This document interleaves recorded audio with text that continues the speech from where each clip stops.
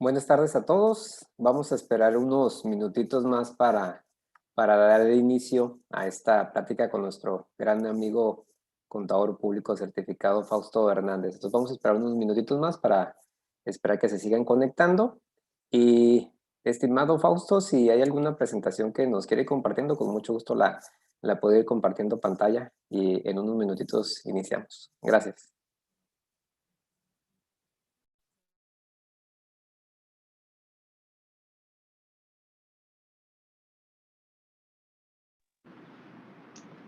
Bien, David, gracias. ¿Se está viendo la portada de la presentación? Sí, sí se ve la portada. Bien, David, gracias.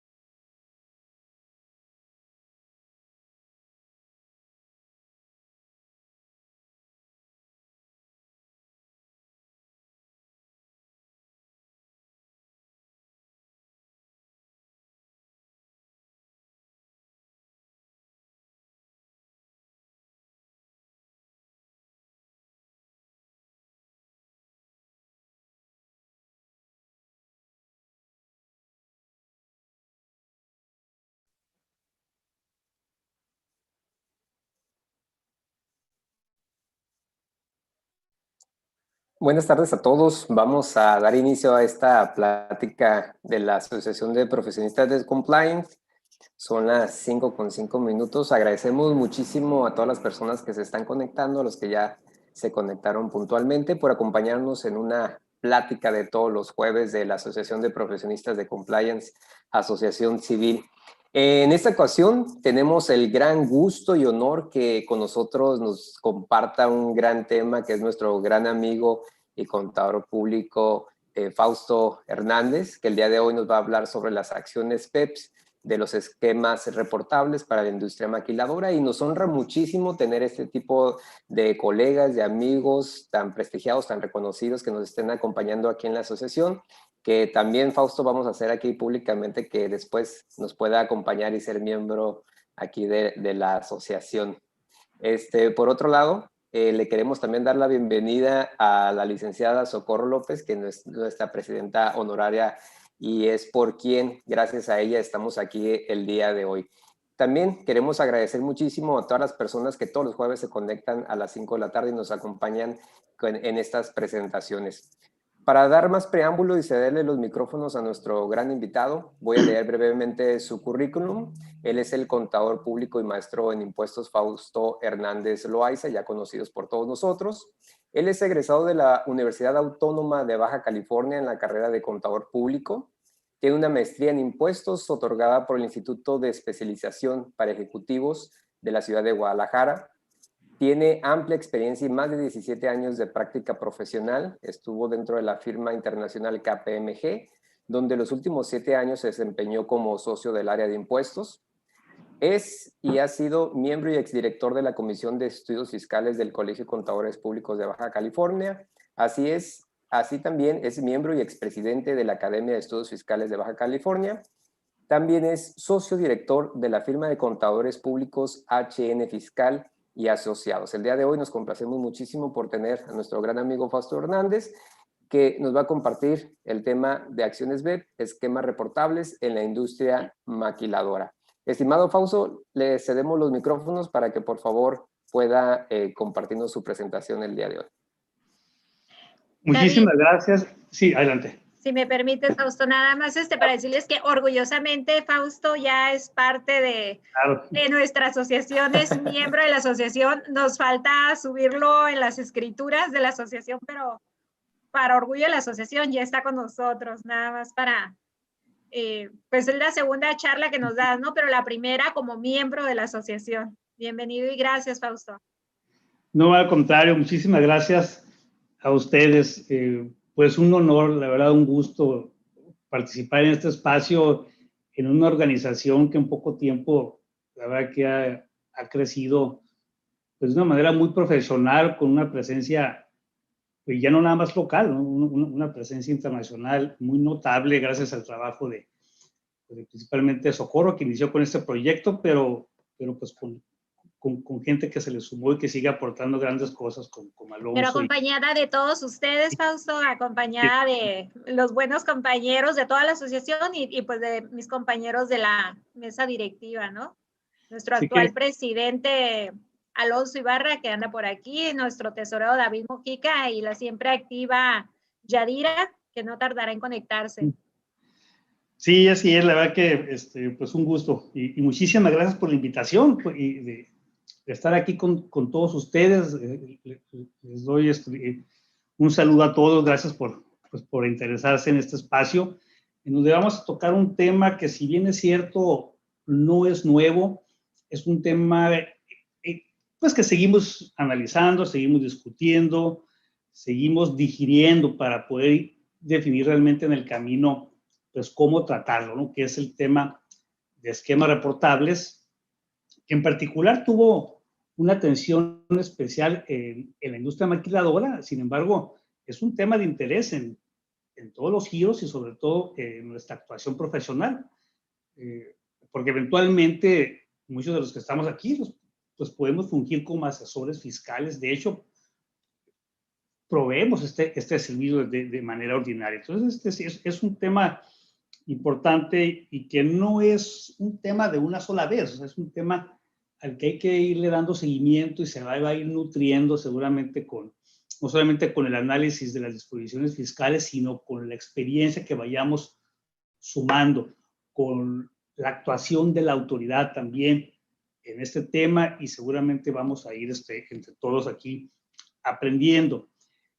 Y para ello me pareció interesante abordar de nueva cuenta el tema en este espacio, partiendo de su origen, partiendo de lo que lo motiva, partiendo de la razón por la que se incorpora a nuestra legislación fiscal este régimen de control fiscal, que hay que subrayarlo. Es un régimen de control, un régimen de vigilancia, son reglas administrativas, vamos a decirlo así. Es decir, no es un régimen que busca una imposición tributaria adicional, nueva, o cobrar más. Simplemente es un tema de vigilancia, de control, de colaboración, como vamos a ver en un momento. Entonces, pues, les decía, pues para realmente regresarnos, ¿no? Al antecedente, pues tenemos que llegar hasta la OCDE misma, ¿no? Y las recomendaciones que ha venido haciendo en el tiempo. Pero cuando llega la publicación, lo primero que hacemos es directamente leer Código Fiscal y directamente nos fuimos al 199, pero para una adecuada interpretación armónica y entender hacia dónde se conduce esto, pues hay que remitirnos al origen. No sé si saliente el cambio de lámina al estar compartiendo yo, o hay algún detalle, ¿no? Porque no me responde bueno, parece que el cambio es lento nada más. Bien, entonces, bueno, vamos a repasar entonces estas acciones BEPS que las recomienda la OCDE y el G20, pues en respuesta a una preocupación de esquemas de evasión fiscal internacional que fueron avanzando muchísimo, sobre todo cuando se fue incorporando los negocios digitales. De una u otra manera, los esquemas de planeación fiscal tal vez fueron rebasando a las autoridades fiscales de diferentes países, hasta que pues se reúnen, dialogan, dicen, bueno, ¿cómo le hacemos, no? Aquí hay un tema de recaudación fiscal internacional que empieza a tener un efecto inclusive social. O sea, si la recaudación no tiene un equilibrio para retribuir a los países que contribuyen, o sea, si finalmente en México consumimos bienes cuya recaudación se da en otro lugar o no se da en ningún lugar del mundo, pues no regresa una contribución social, ¿no? Si consumimos bienes digitales como Netflix y no regresa de ese consumo una contribución social, pues empieza a haber un problema, ¿no? Entonces, bueno, este problema a nivel internacional pues da lugar a una serie de acciones, ¿verdad? Una serie de recomendaciones, y son recomendaciones porque las acciones que se toman a nivel internacional, pues desde luego que no son impositivas, desde luego que no tienen una característica de imposición legal, son recomendaciones, y claro, los países que están interesados en ellos, pues lo bajan a su legislación doméstica, ¿no? Entonces, bueno, esta serie de recomendaciones, de acciones, pues se reúnen en un proyecto que se llamó BEPS, por sus siglas en inglés, pero no es más que pues un proyecto que busca evitar la erosión de la base gravable y el traslado de beneficios.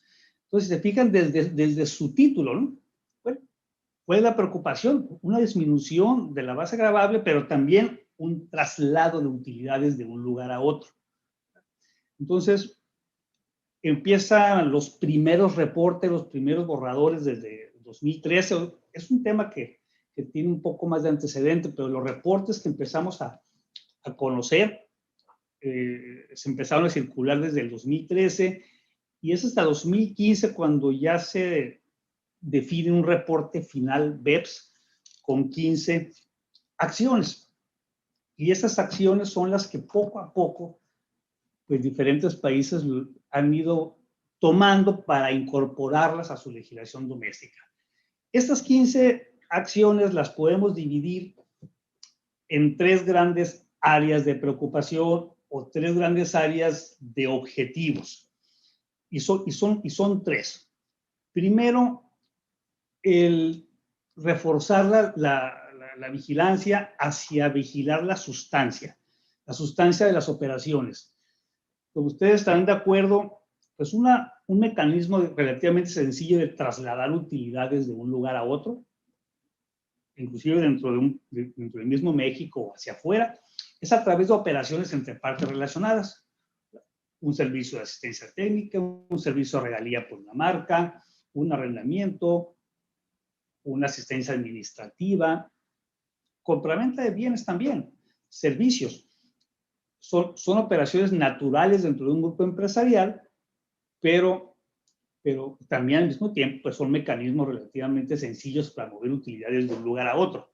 Entonces, varias de las recomendaciones se dirigen a vigilar la sustancia.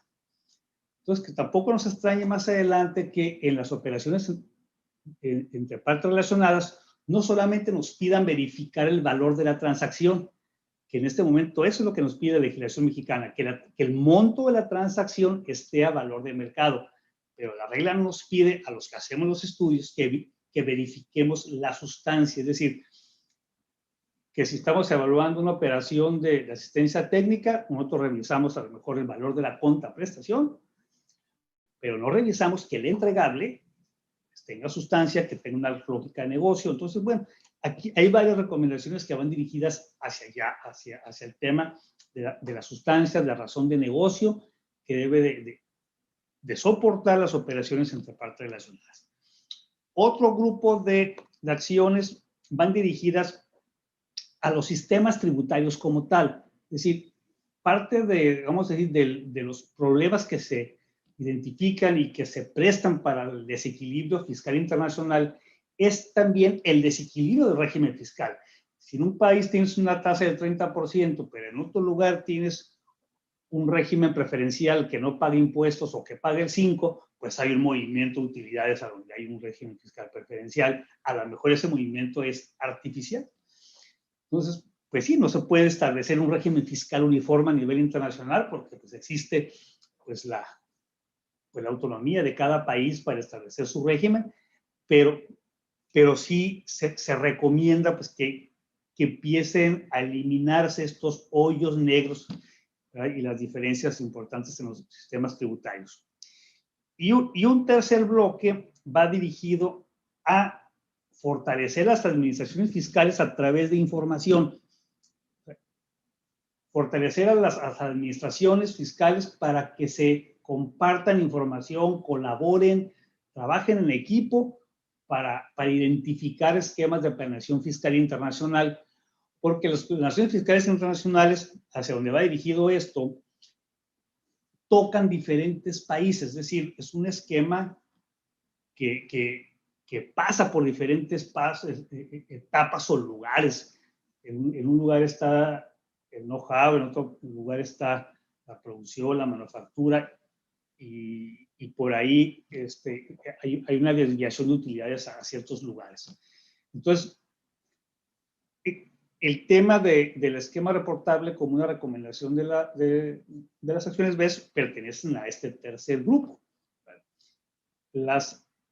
Proveer a las administraciones fiscales de información que les permita fiscalizar, localizar, vigilar los esquemas que puedan tener un riesgo fiscal. Y los esquemas reportables no es lo único. Por ahí deben de acordarse que hace algunos años se incorporó a la ley la declaración informativa de partes relacionadas, la maestra, la local, país por país, vienen de aquí. Concretamente, esas vienen de la acción 13. ¿verdad? Entonces, vamos nada más a hacer un repaso en su título de cada una de estas 15 acciones, y en la que nos vamos a detener un poco más es en la acción 12, que es la que le da el origen a este nuevo régimen. Pero simplemente al ver los títulos te das cuenta pues qué es lo que, hacia dónde va dirigido todo esto, ¿no? Creo que no es casualidad que la primera acción sea abordar los retos de la economía digital para su imposición. Sin duda, este debe de ser el punto y el reto más importante, ¿no? Va avanzando muchísimo la economía digital, y tal vez los esquemas fiscales, los esquemas legales, las colaboraciones administrativas, pues dan un paso y la economía digital ya dio 5, ¿no? O sea, no se alcanza, ¿no?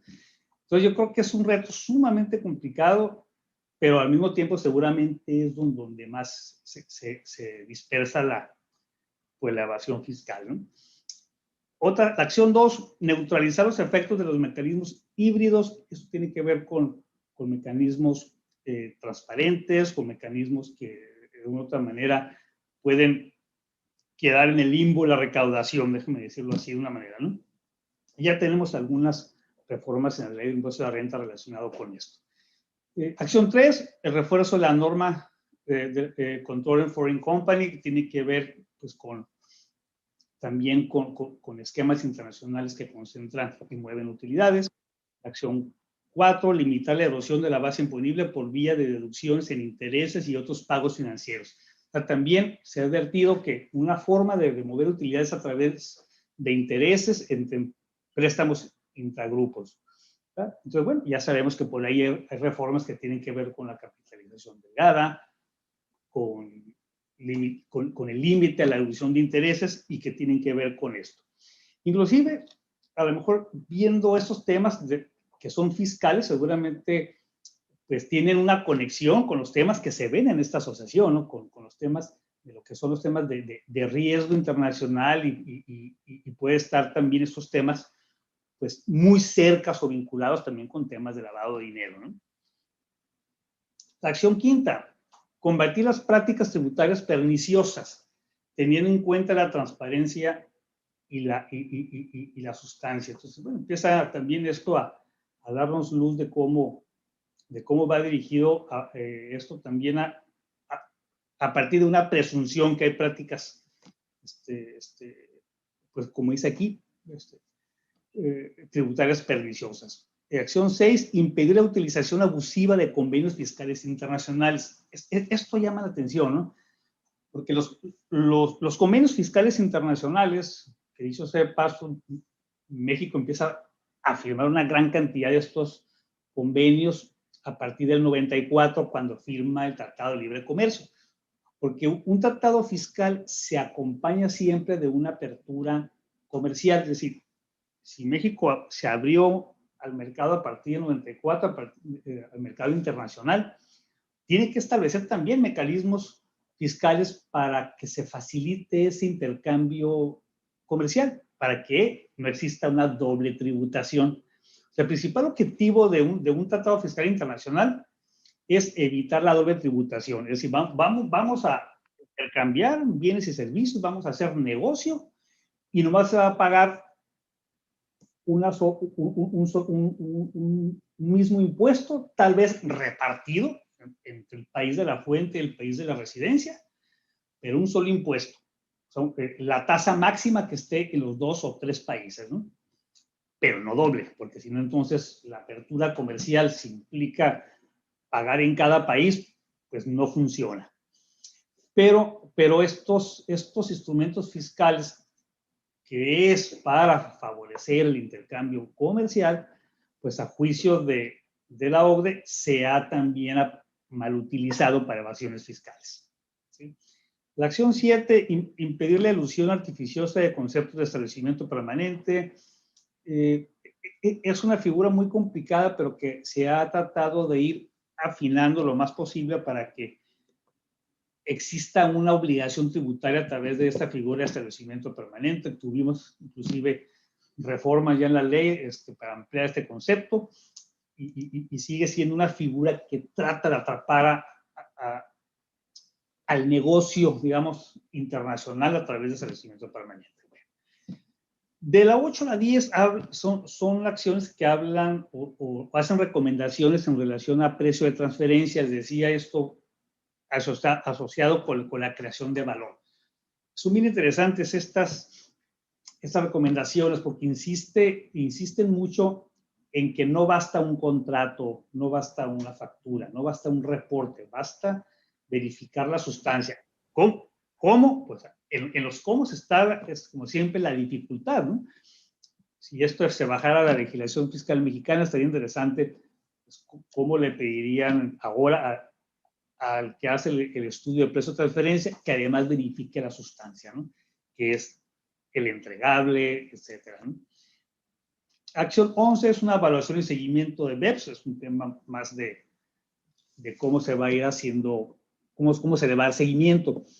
Y puede sonar a un tema así muy interno, pero al final del día creo que es importante porque si hay un seguimiento y una evaluación, pues significa que los países comprometidos pues tienen que ir reportando, diciendo qué han adoptado en su país, qué han obtenido. Y yo creo que es un tema incluso de estadística pues, para seguir apareciendo bien en la foto, ¿no? Pues si se pusieron de acuerdo y todo el mundo dijo, sí, adelante con estas recomendaciones, y México inclusive son de los que más caso hacen, y baja las acciones de la legislación mexicana, pues seguramente necesita estadística, ¿no? Para decir, mira, yo ya hice esto y obtuve este resultado. Ahí la llevamos. ¿A qué va el comentario con esto? Pues que a lo mejor está comprometida la autoridad así darle un uso a la información que recibe a través de los esquemas reportables, ¿no? Llegamos a la acción 12. Exigir a los contribuyentes que revelen sus mecanismos de planificación fiscal. Esquemas reportables, ahorita le entramos a detalle. Eso es lo que nos trae a este espacio, ¿no? Acción 13, reexaminar la documentación sobre el precio de transferencia. Les decía, de esta acción resulta la famosa informativa del 76A de la ley del impuesto a la renta, que es informativa local, la maestra y país por país, ¿no? Acción 14, hacer más efectivos los mecanismos de resolución de controversias, es decir, que si estamos discutiendo un tema de doble residencia, de recuperación de impuestos retenidos, existe una agilidad mayor en esto, ¿no? Y bueno, y la acción 15 se me hace muy, muy interesante desarrollar un instrumento multilateral. Esto es algo que creo que va a ser muy interesante darle un seguimiento. Lo que propone es un tratado multilateral en materia fiscal, en lugar de tener tratados individuales con cada país. En fin, hasta aquí, decía, es nada más un repaso a través de los títulos y mencionar que México realmente viene poco a poco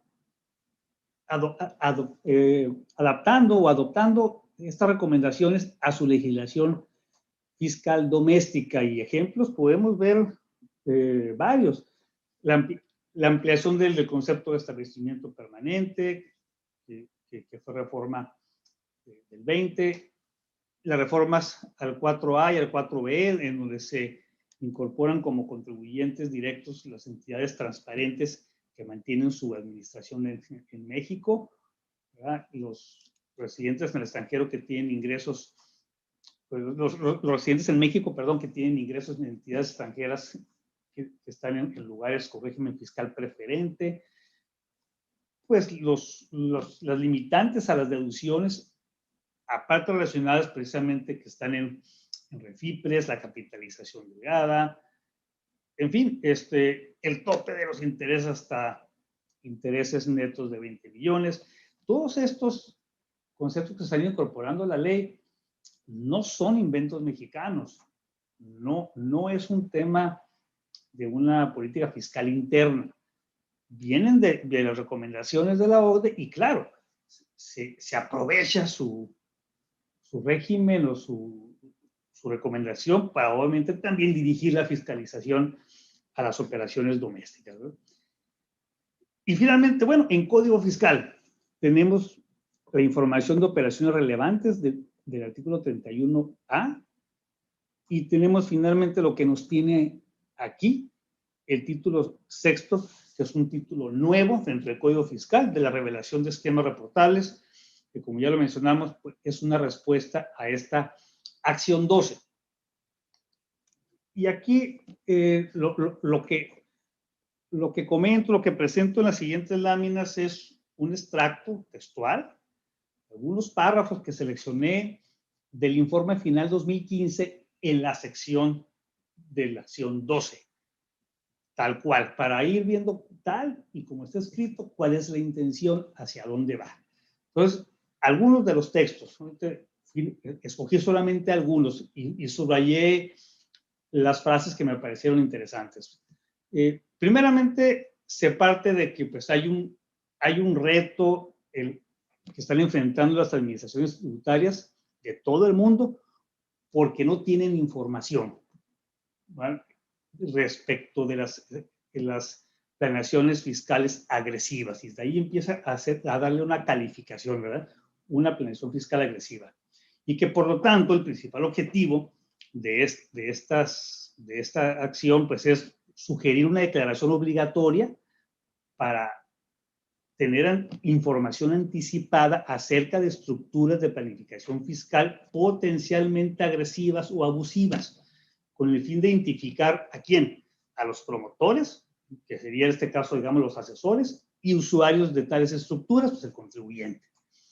Entonces, claramente esto va dirigido entonces ¿a qué? Pues a estructuras que puedan tener un potencial abuso fiscal, ¿no?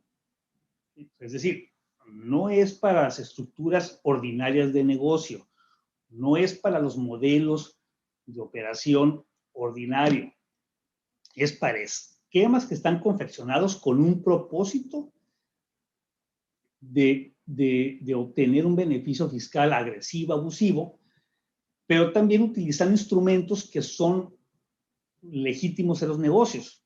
Es decir, si alguien utiliza una venta de un intangible como una marca y la sobrevalúa como un tema de planeación, eso no convierte a la venta de las marcas en general como abusivas o como algo que no debes de hacer. Pero como se considera que a través de una venta de una marca se puede haber un tema de abuso, eso me lo reportas si está dentro de un proyecto de plan, ¿no? Este párrafo siguiente se me hizo interesante porque dice, otro de los objetivos principales en este régimen es la disuasión. Fíjense cómo lo cita. Es más que probable que los contribuyentes se lo piensen 2 veces antes de poner en marcha una estructura si están obligados a declararla. Es como el régimen del REFIPRE, ¿no? El régimen fiscal preferencial que tenemos en la ley lo conocemos poco y lo llevamos poco o nada a la práctica porque está ahí para que no lo hagas. Es decir, está ahí porque te indica, bueno, si tienes una operación en un régimen fiscal preferente, tienes que bajarlo a México, llevarle una contabilidad, pagar impuestos. Si haces pagos para allá, la retención puede ser hasta el 40%, puede ser no deducible. Y si no me reportas, te doy una multota. Y si no me lo reportas, puede ser defraudación fiscal. Es decir, hay una serie de implicaciones, como dice aquí, para que lo pienses 2 veces. No para que lo estés haciendo recurrentemente, pero me llamó la atención, ¿no?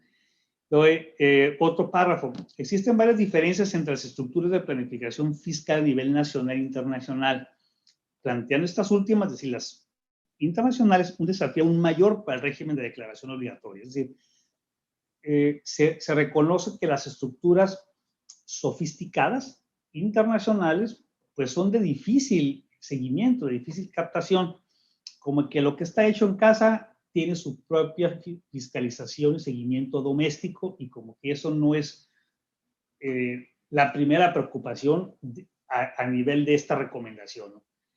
Claro, la autoridad fiscal pues, no distingue y lo que hace es, pues de una vez, si vamos a pedir información por las internacionales, pues de una vez por las nacionales, ¿no? Y ahora sí que lo que se acomode, ¿no?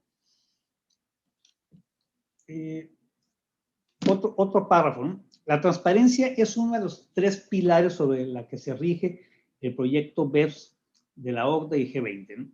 Y unas cuantas de las medidas desarrolladas con motivo de dicho proyecto va a dar lugar a un mayor intercambio de información con o entre administraciones tributarias. Entonces, a pesar de que ya existen convenios, ¿verdad?, de intercambio de información, de colaboración administrativa, México tiene firmado este tipo de convenios principalmente con Estados Unidos, y existen en los hechos, es decir, sí existe instrumentado, pero no ha funcionado del todo. Entonces, bueno, esto lo que trata de hacer es abonarle todavía aún más y que sí se den los hechos a una mayor intercambio de información. Entonces, la información que se proporciona a través de esos esquemas, pues entenderíamos que es para compartirla, ¿no? O sea, y de hecho, se nos pide información de las empresas pues extranjeras que eventualmente intervengan, se pide el Tax ID Number, y pues con todo esto se va a empezar a hacer un intercambio y un cruce, ¿no? Y el siguiente párrafo insiste en lo mismo, ¿no? El Centro de Colaboración de Información Conjunta sobre Refugios Tributarios Internacionales, el Foro sobre la Administración Tributaria de la OCDE, representa una plataforma internacional para una cooperación reforzada y asistencia mutua entre administraciones tributarias, en virtud de los instrumentos jurídicos vigentes que podían prever líneas estratégicas de cooperación en lo concerniente a la información recabada por los países participantes por medio de la declaración obligatoria. Entonces, bueno, entenderíamos entonces que si México incorpora esto y obtiene información es porque finalmente va a tener un destino en materia pues, de revisión internacional. O sea, es decir, esto no queda aquí, ¿no? Si la estructura involucra información de otras empresas que estén fuera del país, pues va a ser también del interés de las otras administraciones. En resumen, y desde luego es un extracto nada más de algunos de los párrafos, desde luego no son todos, pues diríamos entonces que el principal objetivo es recabar información acerca de las estructuras de planificación fiscal potencialmente agresiva o abusiva, con el fin de identificar a los promotores y usuarios de tales estructuras Y desde luego la cooperación reforzada y asistencia mutua entre administraciones tributarias. Ese es, creo yo, es el objetivo a partir de la recomendación que hace esta acción 12, ¿no? Entonces, bueno, México reacciona y dice, bueno, pues vamos a subir esto a la legislación fiscal de 2020. Es decir, se incluye dentro del paquete económico, reformas a código fiscal, que como sabemos, pues dieron lugar a este nuevo régimen. Y vale la pena incluso verificar la exposición de motivos y que desde luego la vemos completamente conectada y literalmente enlazada a este reporte final de 2015. Y también rescaté algunos párrafos para poder constatar esa conexión literal y algunos otros párrafos que son cosecha de esta exposición de motivos, pero que es más interesante.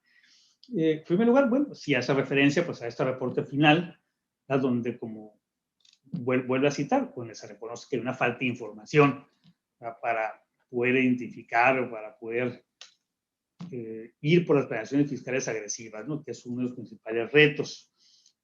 Casi es un copy-paste del texto de la Resolución 12.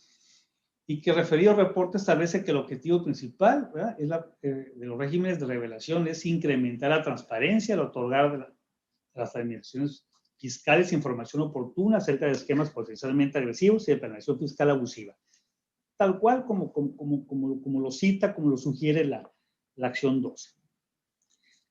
Entonces, bueno, sigue citando todas las exposición de motivos que pues ante eso, pues la OCDE está emitiendo una serie de recomendaciones y que además, por lo que se expone en la exposición de motivos, pues esto ya ha sido implementado en otros lugares, porque la misma exposición de motivos cita pues que este régimen sí ha demostrado ser exitoso, se ha demostrado que en otros países como Reino Unido, como Estados Unidos, Irlanda, Portugal, Canadá, Sudáfrica, y esto es pues un extracto literal, ¿no?, de la exposición de motivos, pues ha sido exitoso. Y la verdad que a mí me llama la atención y me despierta la curiosidad realmente investigar cómo les ha ido y cómo han funcionado y qué alcance han tenido, sobre todo en Estados Unidos, ¿no?, este tipo de regímenes. Inclusive cita así textualmente que en el caso de Estados Unidos hay una obligación de revelar a cargo del asesor. Y bueno, quienes han tenido contacto con los contadores y asesores en Estados Unidos, a lo mejor poco a poco estamos entendiendo por qué delimitan muy bien su responsabilidad, su campo, ¿no? Yo nomás lleno la declaración, yo no me responsabilizo de un tema de interpretación fiscal, eso es del abogado. Entonces, a lo mejor es porque este tipo de reglas ha ido enmarcando, ¿no?, los límites de una actuación profesional, ¿no?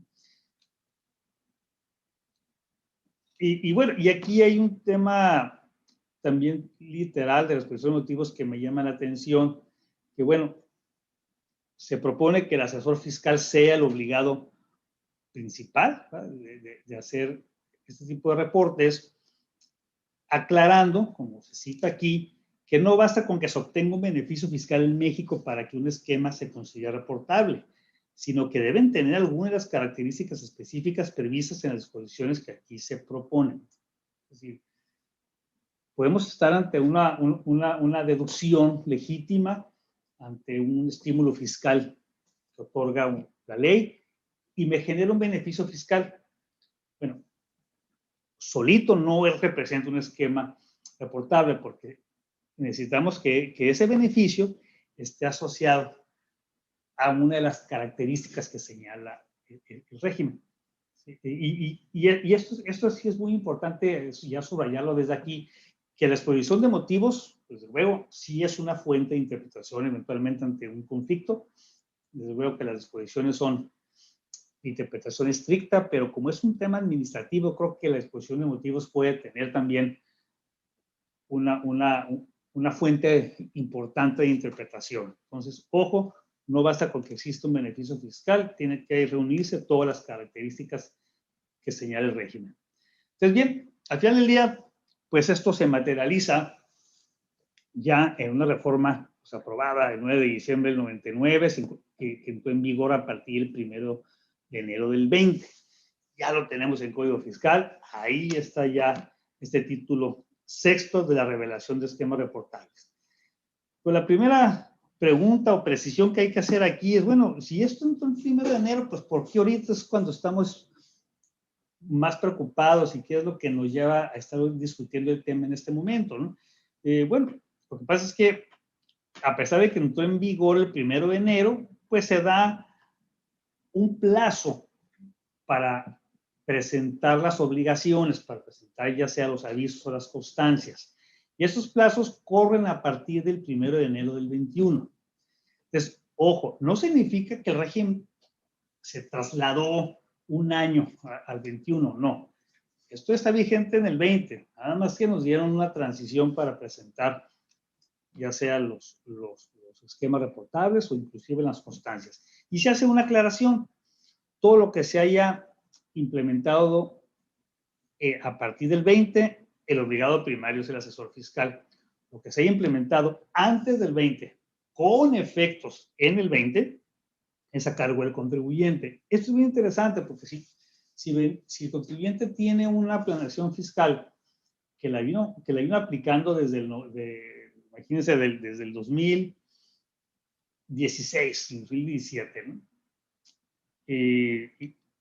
Y es un tema de un intangible que le está generando una deducción o unas pérdidas que está amortizando a través de un esquema de planeación.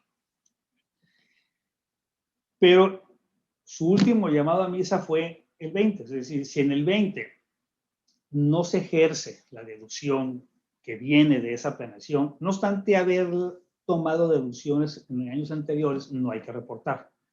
Es como pintar una raya. Si no, basta con que no tomes el efecto en el 2020 para que el esquema ya no lo tengas que reportar. Se pinta una raya y nos olvidamos. Y vida nueva, empezamos otra vez. Pero si el esquema continúa, bueno, ahí sí, me reportas el esquema, ¿no? Porque si va a tener un efecto en un beneficio fiscal a través de una deducción, de una reducción de un impuesto por no sujeción, etcétera, pues me lo tienes que reportar. Y bueno, el tema de las constancias, que no quisiera mucho abundar en esto, pero sí es importante, constancias que debe de emitir el asesor fiscal cuando el esquema generando un beneficio fiscal no sea reportable. Esto, en su opinión, pues arranca a partir de lo implementado en el 2020 y es a cargo únicamente del asesor. Y bueno, el plazo realmente acaba de concluir, por eso es que hubo pues tanto efervescencia ahorita que estuvimos discutiendo si la maquiladora entraba o no, pues ¿por qué se apretó la discusión en estos días? Pues porque teníamos el vencimiento enfrente, ¿no? Que dicho sea de paso, si alguien estando obligado no lo presentó el 18, pues mientras no sea requerido, en mi opinión, lo puede presentar con el beneficio de que es extemporáneo voluntario sin multa, ¿no? Las multas vendrán solamente que se presente a requerimiento de la autoridad. Bien, hasta aquí, no sé si tengan si hay algún comentario que, David, que valga la pena rescatar, o pues nos seguimos de frente y los desahogamos más adelante. De mi parte, sin problema, ¿no? Podemos hacer un espacio para atender cualquier pregunta que se haya acumulado hasta ahorita. Adelante. Hasta ahorita no hay preguntas aquí en el chat. Licenciada, tiene desactivado su micrófono. Ah, ok. Gracias, David. Sí, no, nada más para comentarle a Fausto que no tenemos preguntas. Bien. Continuamos escuchándolo.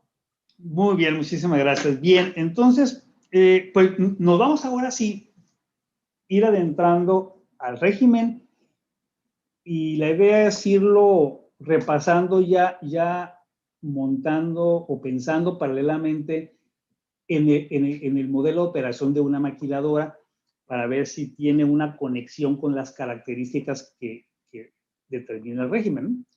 Entonces, bueno, primero mencionar que el régimen distingue dos tipos de esquemas reportables, los generalizados y personalizados. Los generalizados son los que se comercializan de manera masiva a todo tipo de contribuyentes. Es decir, un esquema que alguien diseña y sale a venderlo como receta de cocina. Y otros que son los que se implementan, se diseñan, se administran, se organizan de manera particular, ¿verdad? Y en este caso puede ser a través de un asesor o el propio contribuyente. O sea, en el generalizado, como es un tema de una venta, de una planeación, necesariamente está presente la figura del asesor. En el caso del personalizado, no necesariamente existe el asesor aquí, porque puede ser que el propio contribuyente fue quien organizó e implementó su propio esquema, ¿no? Estimado Fausto, perdón la interrupción, hay una pregunta. ¿Gusta que se la hagamos de una vez o al final? Sí, si gusta de una vez para que sea dinámico, con mucho gusto. Perfecto. Aquí nos pregunta nuestro amigo Juan Preciado, en el caso de las maquiladoras que si entrarían conforme al artículo 199, fracción sexta, inciso C, que aquí mismo hizo el favor de ponernos el texto, y se refiere, indica, se considera un esquema reportable cualquiera que genere o pueda generar directo o indirectamente la obtención de un beneficio fiscal en México y que tenga alguna de las siguientes características. Y nos precisa el inciso C. Se transmitan o se conceda el uso o goce temporal de bienes y derechos sin contraprestación a cambio, o se presten servicios o se relacionen funciones que no estén remuneradas. Nos comenta que cuál es su opinión. Muy bien, muy bien. Mira, esta pregunta precisamente es el motivo prácticamente de todo el siguiente bloque. Y qué bueno que lo preguntan, y pues para ir realmente desmenuzando el tema, dándole respuesta a esto. O sea, es muy oportuna la pregunta porque al término del siguiente bloque, pues daremos una respuesta a lo mejor aquí entre todos, ¿no? A esa pregunta, yo además de darles desde luego mi opinión personal. Pero entonces me sigo con el tema y precisamente para responder esta pregunta. ¿Ok? Y para ello, entonces, para contestar esa pregunta tan importante, nos tenemos que remitir primero, entonces, a desmenuzar primero qué es un esquema reportable. Y nos damos cuenta que un esquema reportable se integra por tres elementos o por tres conceptos independientes. Primero, pues tiene que ser un esquema, por definición. ¿Verdad? Si es esquema, entonces tiene que generar un beneficio fiscal en México, que es el segundo componente.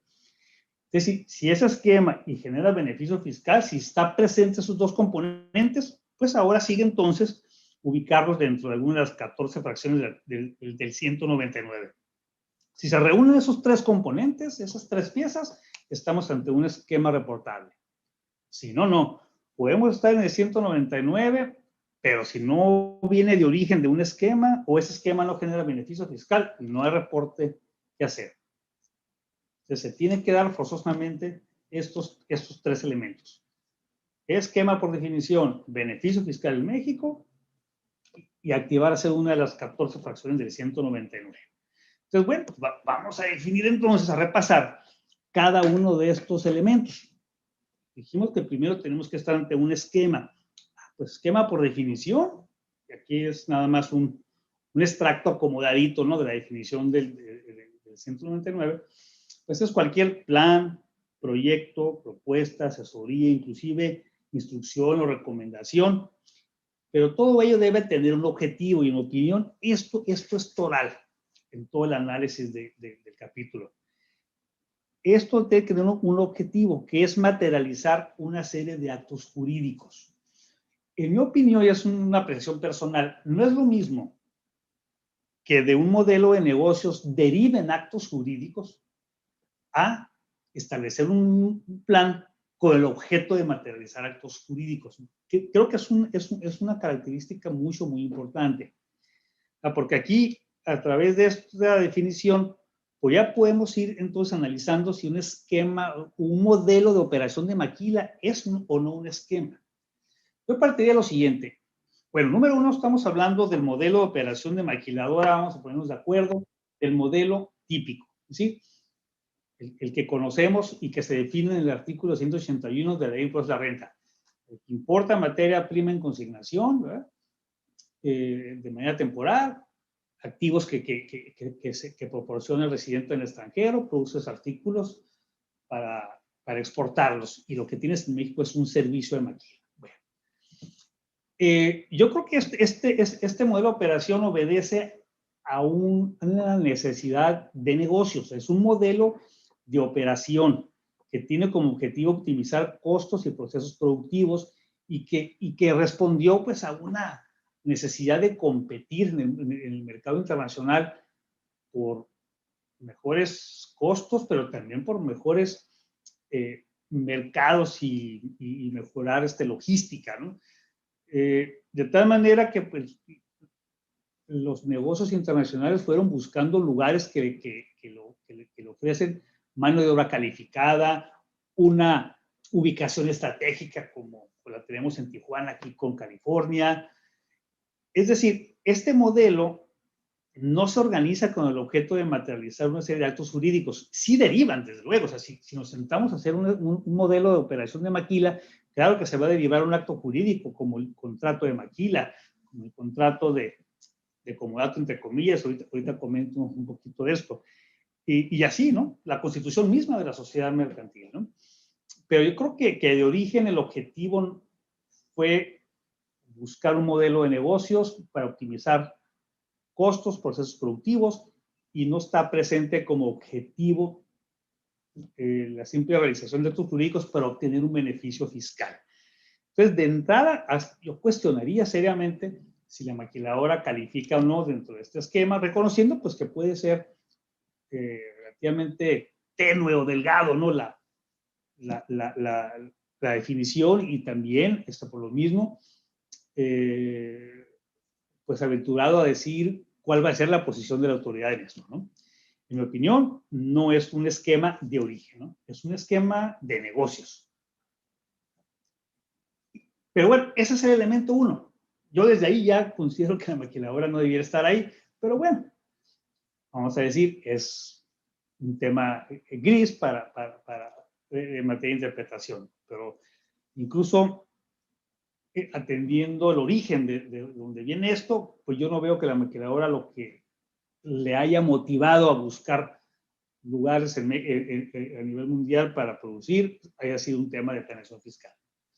Luego, ahora, pero ese esquema, si es que lo existe, pues tiene que generar un beneficio fiscal en México. Ojo, en México. Entonces, bueno, aquí por definición nos vamos al artículo 5A para definirlo de un punto de vista técnico, y pues es cualquier reducción, eliminación o diferimiento temporal de una contribución. Eso es el beneficio fiscal. Reducir un impuesto, eliminar un impuesto o diferirlo.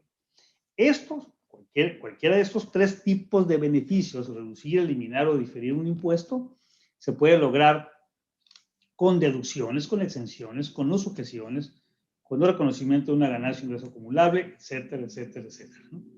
¿Sí? Pero aquí el beneficio fiscal es directamente evitar un pago de impuesto. Eso es el beneficio fiscal. Entonces ya desde ahí hay que ir analizando si el esquema de maquila genera evitar, reducir un pago de impuestos, y a quién. ¿Y a quién? El modelo de maquiladora, en mi opinión, ha venido atrayendo utilidades a México. No se lleva utilidades generadas en México. Es decir, los productos no se venden en México, se venden a nivel mundial. Y claro, parte de esa utilidad nos debe de corresponder. ¿Por qué? Pues porque estamos colaborando con la generación de esa riqueza. Entonces, algo nos debe de tocar. Creo que el tema debe estar siempre centrado, como ha sido pues, por muchos años con la autoridad, cómo determinar la justa utilidad que nos toca por haber contribuido con la manufactura. Yo creo que eso es un tema que tal vez se sigue discutiendo, pues porque lo que se ubica en México, pues se disminuye en otro lugar. O sea, si aquí tú le subes el ingreso por maquila a una empresa, le facturas más tasa de retorno, pues significa entonces que eso va a ser deducible en otro lugar, entonces lo que se paga aquí, pues prácticamente se deja de pagar en otro lugar. Es un tema de distribuirnos la utilidad que genera el producto a nivel mundial, ¿verdad?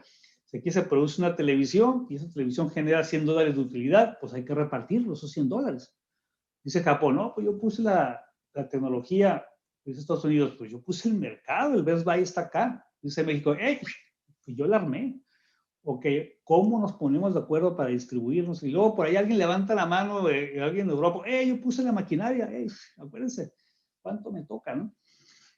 Yo creo que ese sí es un tema muy importante, pero no estamos hablando de un tema de evitar una planeación fiscal. Estamos hablando aquí de ubicar en México la justa utilidad. Yo creo que eso sí es muy, muy aceptable que las autoridades lo revisen, que las autoridades definan, bueno, ¿cuánto es el precio por operar en México, verdad? Pero de eso a decir que hay un beneficio fiscal obtenido, en mi opinión no lo hay, porque si el residente en el extranjero simplemente decide no venir a México a implementar una maquiladora, pues ustedes díganme qué impuesto dejó de pagar. Simplemente no existe la operación. Entonces, por venir a México, dejó de pagar algo. Yo les diría inclusive al revés. Por venir a México, se trae una contribución. ¿Hoy es justa? Ese es un tema bien importante y por eso surge el Safe Harbor y el APA desde el 95 y por eso hasta el día de hoy pues nos estamos siempre peleando con Estados Unidos principalmente y ahorita lo que tenemos es un fast track que le monta la utilidad de la maquiladora parte de la utilidad que generan los activos, ¿verdad? Una tasa de retorno sobre los inventarios, sobre los activos que generan esa parte de utilidad. Oye, que a lo mejor no estamos satisfechos como país, puede ser. A lo mejor creemos que no tenemos en México la utilidad suficiente por la aportación de la manufactura. Si ese es el tema, perfecto, yo creo que se tiene que analizar. Pero de eso a calificar el modelo de maquila como un modelo de planeación fiscal, yo creo que no es el camino, ni es la definición, ni el objetivo de este régimen. Yo creo que no hay tal beneficio. Sí existe, desde luego, un impuesto que se hubiese generado en el establecimiento permanente que se evita a través de un beneficio que otorga la propia ley. Pero es un régimen que existe en México y que el gobierno me ofrece para hacerme más amigable de la operación en México y no solamente eso, o sea, que me motive a seguir en México y a tener más inversión. Entonces, creo yo que difícilmente debiéramos calificar un beneficio fiscal en favor del residente en el extranjero por venir a México. En todo caso, pues, si él dice, no, mejor no implemento la maquila, pues entonces no hay nada, no hay impuesto que perseguir, ¿no? Entonces, bueno, les decía que los beneficios fiscales, pues, no se generan a través de haber ideado el esquema o el modelo de operación de maquila. En mi opinión, el beneficio lo otorga el gobierno mexicano para incentivar este tipo de inversión. Es el gobierno mexicano que te dice, mira, aquí está tu IMEX para que ingreses mercancía en un régimen temporal sin pagar impuestos. Aquí está la certificación, pues para que no tengas un problema con el IVA. Aquí están las reglas de precio de transferencia para evitar establecimiento permanente a través de un Safe Harbor o del APA, para evitarte el engorro, la dificultad de que tu compañía matriz se registre en México como establecimiento permanente, porque no tenemos reglas claras de atribución de ingresos. Lo que podemos hacer es que el establecimiento permanente me lo pagues a través de montarle la utilidad de la maquiladora un componente relacionado con los activos. Es decir, evitar establecimiento permanente no es gratis. O sea, no solamente lo da el gobierno, le pone precio. Te evito el P siempre y cuando los inventarios, los activos, me generan una utilidad adicional en la maquiladora. Entonces, gratis no es. Entonces, bueno, hay otros incentivos, desde luego, como el decreto que nos otorga un estímulo fiscal para compensar la no deducibilidad de las prestaciones exentas. De nuevo, es algo que otorga el gobierno, etcétera, ¿no? Alguien pudiera decir ahí, ¿no?, algunos beneficios a través de la OEA o algunos otros, ¿no? Entonces, yo diría en este punto que el esquema de maquila atrae utilidades al país, no las extrae. Aquí en Tijuana, creo que todos disfrutamos del beneficio del dinero que llega para pagar la nómina, ¿no? En las maquilas, cada semana, ¿no? Ese recurso, pues no viene de Tijuana, ¿no? Viene de fuera, ¿no? De lo que genera el producto terminado en el mundo. Entonces, claramente ahí creo que Tijuana es un buen ejemplo para palpar cómo la maquiladora atrae utilidades y no las extrae. O eso que debe de traer a México es lo suficiente. Buen tema. Yo creo que debiéramos realmente, sí. Yo comparto la posición de la autoridad de tratar de ubicar una utilidad justa, ¿verdad? Creo que ese es un buen tema. Pero calificar a la maquiladora como un esquema abusivo de planeación fiscal, creo que no es la ruta, ¿no? Entonces, bueno, hasta aquí hemos repasado los dos primeros elementos, esquema y beneficio fiscal. Y el tercer elemento es ubicarnos en alguna de las fracciones del 199 y particularmente, pues nos vamos a dirigir al tema de la maquiladora. Nos podemos dirigir en otra sesión, la verdad, a otras de las fracciones, ¿no? Como los pagos a las LLCs, como los pagos a partes relacionadas. Créanme que cada uno, hay fracciones que por sí solas, ¿no? Justificarían una buena sesión. Toco maquiladoras por lo que ha estado sucediendo en estos días. Y bueno, desde luego es un esquema muy familiar para todos ustedes, en donde son dos los conceptos que se cuestiona si genera o no un esquema reportable. Desde luego, la facilidad que tiene la compañía matriz de evitar establecimiento permanente a través de un safe harbor o un APA, que ojo, lo ejerce la maquila, y los activos que bajan en comodato. Y quiero desde ahí poner la palabra comodato entre comillas. Déjenme comentarles que estrictamente, en mi opinión, no es precisamente un comodato. Creo que el comodato ha sido más un término más coloquial, creo yo, y aquí desde luego puede haber opiniones muy diversas, ¿no? Pero en mi opinión, el residente en el extranjero lo que hace es contratar, pues, a su subsidiaria para un servicio de manufactura, de ensamble, y le proporciona tanto el material como la maquinaria. Pero le dice, mira, aquí está esta máquina, así la vas a usar, aquí está el manual, la vas a meter en la resina, ojo, nada más de tal a tal hora, yo te voy a supervisar, cuidado con que la uses para otra cosa, yo voy a estar aquí supervisando, y el día de mañana, si paro la producción, me la llevo. Es decir, la maquiladora no puede aprovecharse de la maquinaria para su uso propio. La utiliza, sí, para el servicio que le encarga su cliente. Yo veo hoy una diferencia tal vez sutil, pero creo yo importante, porque lo que está haciendo un residente en extranjero es proporcionarte un activo, pues para que le manufactures el producto que te está pidiendo. Incluso pensaría que no es necesario un contrato de comodato como tal, sino en el contrato de maquila, y como hay algunos, ahí se establece, si bien pudiera establecer ahí, que estás proporcionando activos. Entonces, en ese sentido, pensaría que por su naturaleza no estás otorgando un activo de manera gratuita, simplemente lo estás proporcionando y claro que no hay una contraprestación, porque la maquiladora, en mi opinión, no usa el activo para su propio aprovechamiento, simplemente, pues sí, lo utiliza bajo instrucciones.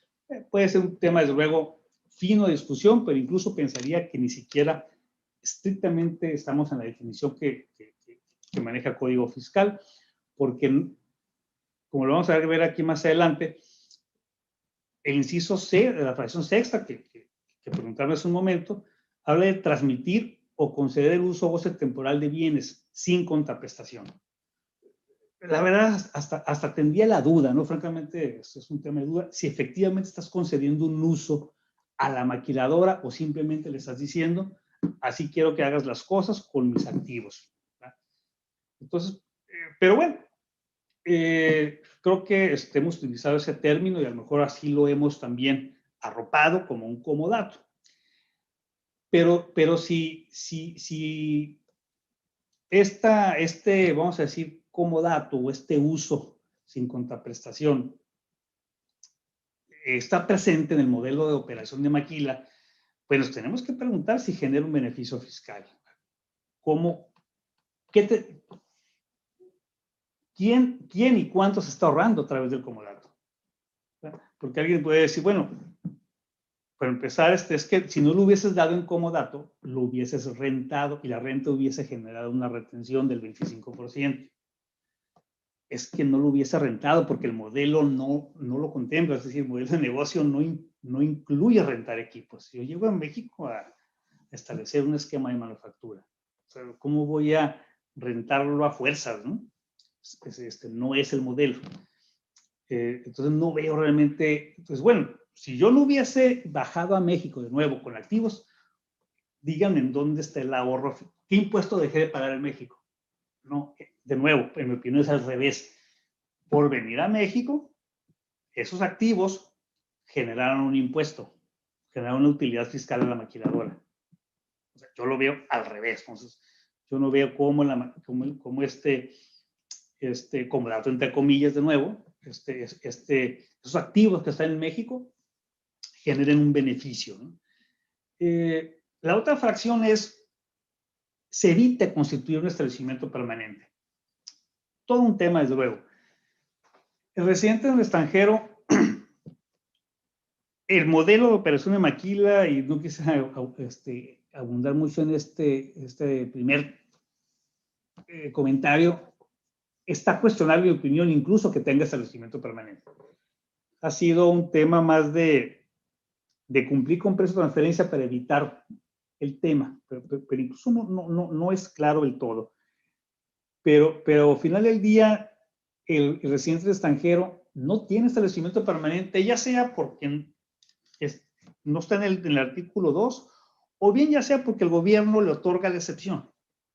El punto es que el residente extranjero está operando en México sin establecimiento permanente, pues a través de una alternativa que le está dando el gobierno mexicano en el artículo 182, desde luego siempre que cumplas con la definición del 181. Entonces, pues diría aquí que pues de fondo, desde luego, esta opción del APA o del Safe Harbor, pues no es producto de un plan, de una asesoría, proviene de la propia ley ISR, entonces no ocupas un asesor. Es decir, la participación que tenemos nosotros en un APA es de gestoría. Si la participación que tenemos nosotros en un Safe Harbor, pues es de cálculo. Es exactamente lo mismo cuando nos piden llenar una declaración anual. ¿Por qué no lo hace el contribuyente? Bueno, pues porque se le encargas a alguien que conoce más del tema, ¿no? Pero estos son temas autoaplicativos, están en la ley. Claro, acudes a un experto pues para que te lo haga, ¿no? Como acudes con un experto a que te haga un plan de previsión social, a que te llene una declaración, a que te haga una DIOT, a que te haga un cálculo anual de salarios. Lo mismo sucede con el APA y el Safe Harbor, ¿no?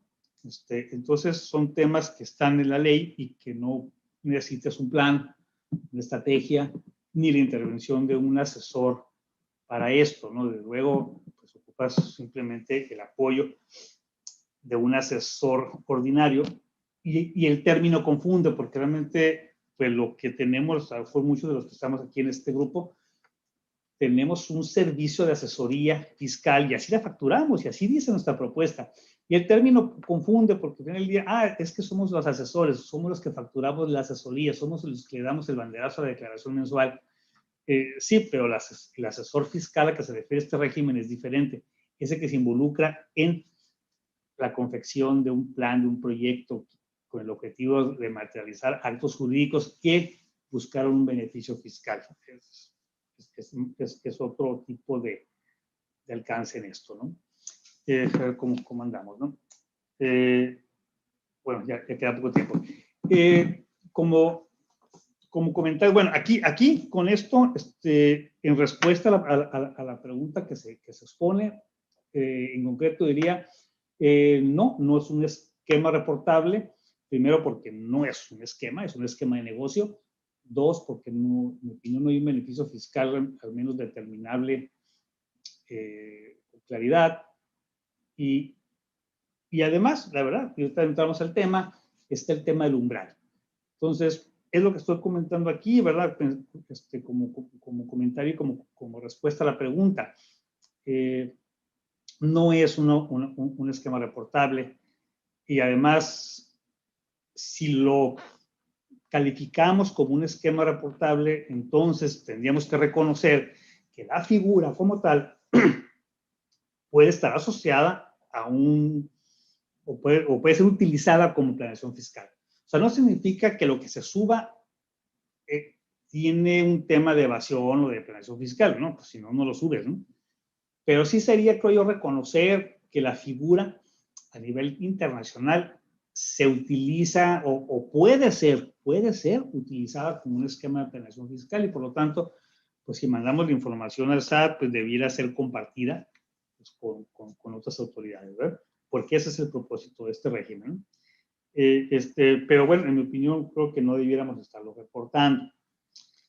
Desde luego que este tema pues ya trascendió, o sea, este tema ya llegó con las autoridades, ya se llevó la pregunta a través del índice para allá y ya entró pues a lo mejor ahí a la agenda. Yo creo que la primera respuesta que da el SAT a esto es una respuesta muy sensata, no simplemente le contesta al índice diciéndole, bueno, aplica las disposiciones del Código Fiscal y no hay excepciones. Pues sí, creo que es una respuesta que aplica para cualquier pregunta, ¿no? Aplica las disposiciones fiscales y no hay excepciones. ¿Sí? Pero la duda sigue siendo si estoy obligado o no. O sea, no ocupo la excepción, ocupo que me confirmen que no estoy. Y si no estoy, pues no ocupo ninguna exención, ¿no? Porque si pido una exención, pues es aceptar que estoy obligado, ¿no? Y yo creo que este tema, desde luego, ya trascendió y por lo mismo, pues nos va a exigir estar al pendiente. ¿Qué es lo que tenemos hasta en este momento? Pues que varias maquiladoras mandaron sus reportes. No tengo ni idea de cuántas, pero sí mandaron su reporte. Creo que el día de ayer ya subió al portal el SAT las famosas preguntas frecuentes, donde nos indica que el beneficio fiscal de la maquiladora, pues hay que determinarlo haciendo una corrida en la operación de maquila, considerando el costo de la materia prima, el costo de la depreciación de los activos, obviamente la mano de obra y agregando un margen de utilidad. Es decir, estimando la utilidad que hubiese correspondido de ser una manufactura completa. Determinar el impuesto y restarle lo que la maquiladora pagó. Es decir, la diferencia que hubiese correspondido a ese establecimiento permanente. Y si así es, pues entonces, en caso de duda, y se acepta la maquila como esquema reportable para no entrar en mayor controversia, pues lo que sigue entonces es verificar el umbral, porque necesitaríamos tener entonces 100 millones de ISR asociados a esta utilidad que hubiese generado la manufactura. Son $5 millones. Entonces tendría que ser una operación que genere utilidades ya del producto terminado de más o menos $15 millones para que multiplicados, o un poquito más, ¿no? Para que multiplicados por el 30% me dé cuando menos 5 millones y fracción y restarle lo que la maquiladora pagó para que entonces decir que es que haber evitado establecimiento permanente me evitó no pagar un ISR correspondiente a la venta del producto. Bueno, si es el enfoque, y así lo vamos a tener que ver por un tema hasta de practicidad, pues entonces hay que concentrarnos en el umbral y seguramente pues van a quedar obligadas al reporte empresas muy grandes, ¿no? Productos manufacturados en Tijuana que generen poco más de $15 millones de utilidades en un año, ¿no? Si no estás en ese umbral, simplemente no hay obligación ni para el contribuyente ni para el asesor que estuviese involucrado. O sea, en mi opinión, tampoco se activa la constancia.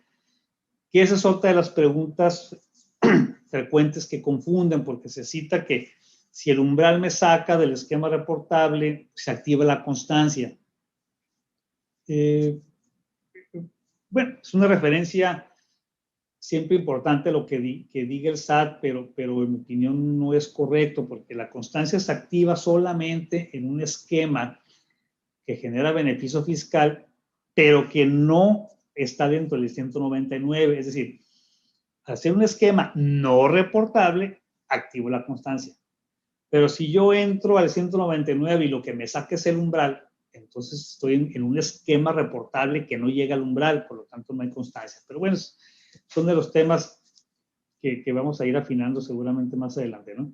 Entonces, pues yo creo que esto al final del día va a ser importante. O sea, más allá entonces de discutir si entra o no, si el umbral me saca, asunto arreglado. Ya no hay tema, ¿no? Y por lo tanto, bien vale la pena calcularlo.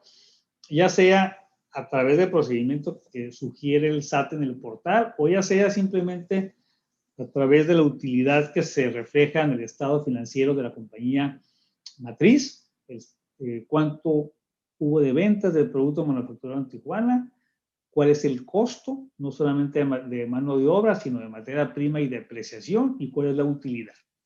Si esa utilidad es de $20 millones, caray, pues a lo mejor por umbral no la libro. La libro por la interpretación de que no es esquema, pero es un tema de debate, ¿sí? Entonces, yo creo que esa es tal vez la siguiente tarea que nos exige este tema, ¿no? Y estar pendiente, yo creo que dos cosas. ¿Qué más anuncia la autoridad en particular en la industria maquiladora? Pero también qué uso le da la información. Eso es un tema incierto. Es decir, en el momento en que calificases al modelo de maquila como un posible esquema de planeación, no sé si eso va a incrementar o no, no lo puedo saber, simplemente lo comento como algo incierto, si eso va a incrementar el escrutinio de una auditoría de comercio exterior, de suelos y salarios o de ISR. No sé si va a dificultar o no la conclusión de la negociación del APA, porque pues hay un esquema que está reconociendo que hay un beneficio fiscal. No sé si va a afectar o no el proceso de certificación para renovar para efectos de IVA o obtener el OEA. ¿Por qué menciono esto? Porque el momento en que calificas a la maquiladora como esquema, también estás reconociendo implícitamente que hay un beneficio, es decir, que hay un impuesto que alguien no está pagando. Y si tú te metes a reportar, estás aceptando que hay un impuesto y que a lo mejor arriba de 100 millones que alguien no está pagando. Entonces, es apetecible para el SAT, ¿no? Es decir, bueno, caray, pues a lo mejor aquí este modelo de operación debemos de modificarlo. A lo mejor tenemos que pedirle a la maquiladora que opere una manufacturera completa de una vez. No se vale bajar activos en comodato ni mercancía en consignación y exportar servicios, no, que se instale y exporte producto terminado y pues se acabó. Si a eso nos va a llevar esto, pues bueno, que sea por un tema de ubicar en México una utilidad más justa, no porque sea calificado como un modelo abusivo, ¿no?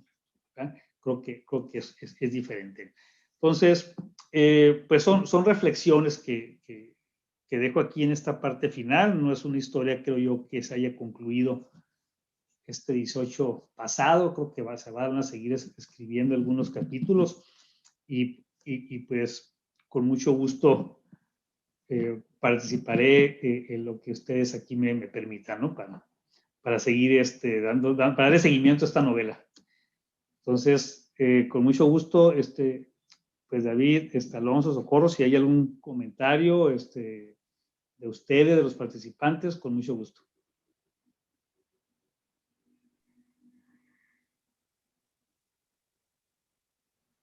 Sí, estimado Fausto, hay una pregunta aquí por parte de nuestro amigo el maestro César Amezcua.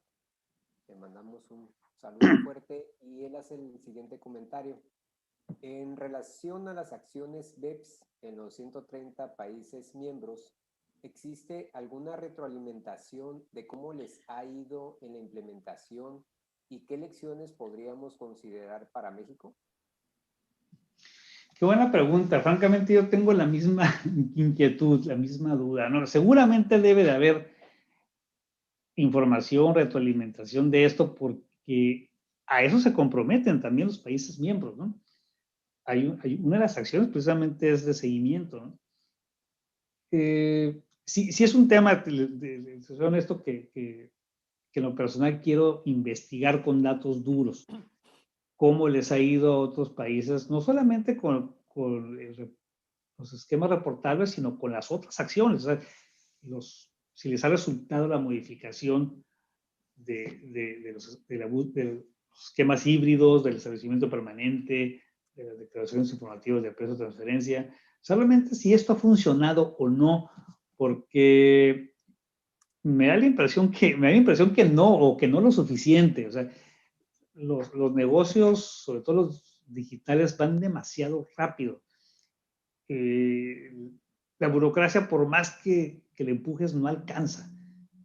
Entonces, yo creo que cada país ha estado tomando acciones locales. Entonces, cada país está apretando lo local en acciones que todos aquí conocen. Y en ese sentido, pues no creo que haya mucho que vigilarle a la maquiladora, ¿no? Es una excelente pregunta. Yo, francamente, si me comprometo con ustedes a traerles en la mesa lo que investigue de esta información que sí se debe de estar generando, ¿no? ¿Qué ha pasado? Como dicen ahí en la exposición nativos, ¿no? Oye, le fue muy bien a Estados Unidos, a Reino Unido, inclusive habla ahí de un DOTA que ha funcionado bien en Gran Bretaña. Francamente, tengo esa tarea y me comprometo a traerla a este grupo. Gracias. Hay una segunda pregunta también, la última que tenemos aquí en el chat. Dice, para efectos de reporte, ¿el beneficio fiscal se calcula por un año o por los años en que se utilizó o se utilizará el esquema reportable por la vida de la empresa? Qué buena pregunta, qué buena pregunta. Pues les voy a dar igual mi punto de vista, ¿no? Bueno, número uno, el Código Fiscal sí habla de que el beneficio fiscal obtenido y que se espera obtener. Todo eso en suma es el beneficio fiscal. En principio hablas del pasado, del presente y del futuro, por definición. Sin embargo, yo aquí apuntaría lo siguiente. Número uno, haría un corte del 20 en adelante. O sea, no tomaría los beneficios tomados desde origen. ¿Por qué? Por dos razones. Una, porque el régimen entra en el 20 y porque transitorio es muy claro en el sentido de que reportas a partir de haber continuado con un beneficio fiscal en el 20. Como lo comenté antes, yo pude haber obtenido beneficios fiscales en años anteriores, pero con que no lo ejerza en el 20 no estoy. Entonces, al fisco lo que le interesa es lo ejercido en el de 20 en adelante. Entonces, mi primer comentario es, hago un corte del 20 para enfrente.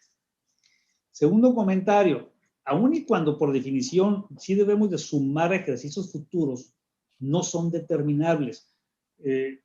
Por ejemplo, pensando en que hagamos el cálculo de la maquila, ¿no? Pues todo depende de cómo se mueve el producto, ¿no? A nivel internacional es totalmente incierto, no puedes tener un monto. O sea, lo que le pongas no es cierto, lo que le pongas es una estimación. Entonces, en mi opinión, al final del día te remites a los hechos reales conocidos a partir del 20. Yo pensaría, y de nuevo aquí puede haber criterios distintos porque la norma no es tan clara, ¿no? Yo diría, bueno, por lo pronto el año que conozco es el 20. Nomás tengo uno. A lo mejor le voy sumando el 21, el 22, y ahí voy llevando un estadito de cuenta a ver cuándo le llego a los 100 millones. Eso puede ser una postura intermedia, ¿no? Entonces yo pensaría que no sumo el futuro porque no lo conozco, ni el pasado porque no estaba vigente el régimen. Y que le voy sumando en todo caso años consumados. Para efectos prácticos, ahorita nomás tengo un año. Opinión personal que puede tener, desde luego, diferentes ángulos, ¿no? En esto y totalmente debatible, ¿no?